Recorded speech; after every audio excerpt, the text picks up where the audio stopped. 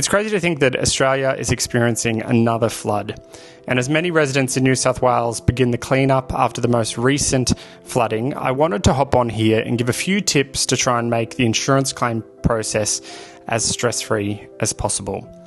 The first tip is shortly after the floodwaters recede, you should be looking to document the damage that has occurred to your property and the contents. I recommend taking a slow video of the internal and external of your property when safe to do so. This information may be critical later on if a dispute arises. The second thing you should do is lodge your claim as quick as possible. As you can appreciate, insurers are often inundated after a flood with claims. So the quicker you can lodge your claim, the quicker they're likely going to send someone out to assess the property.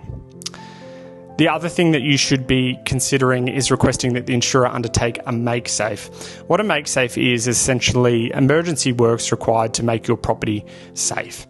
After a flood, there's a couple of key things that you should be asking them to do. One is to remove, obviously, damaged contents. Sometimes this is something you can do yourself, but sometimes the insurer also wants to be able to have a look at the contents before they're disposed of. The longer they sit in your property, the higher the risk of mould.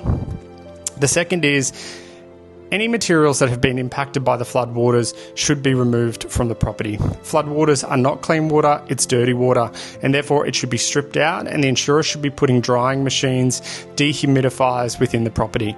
The quicker you can get the property dried out, the less likelihood that mould is going to develop afterwards. Far too often we see when customers rely on insurers to do make-safe works or to do it proactively, there are delays in them doing that, and that then results in mould, and it then results in extended disputes later on because what are otherwise simple claims can turn into very complex claims. The final one is alternate accommodation. Obviously, when your property is impacted by floodwaters, you do need to find suitable accommodation for you and your family. Now, the insurer can help in that process, but also if you're aware of options available to you and your family, you can also put those forward to the insurer. So some people, for example, who might live on more rural properties may prefer to have a caravan or have some kind of temporary accommodation put on their property so that they can continue to look after the animals on the property. So don't just sit back and wait for your insurer to propose what's reasonable. After these events, insurers do usually take a pretty pragmatic approach in terms of alternate accommodation because a lot of the local accommodation that wasn't impacted by flooding is often taken pretty quickly. So you know your family, you know your circumstances, make sure you're proactively advising the insurer of what you require and what your family require.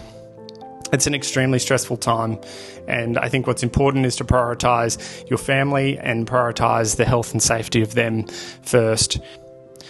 For those that have insurance, we hope that the insurers do the right thing and they get you back in your home as soon as possible.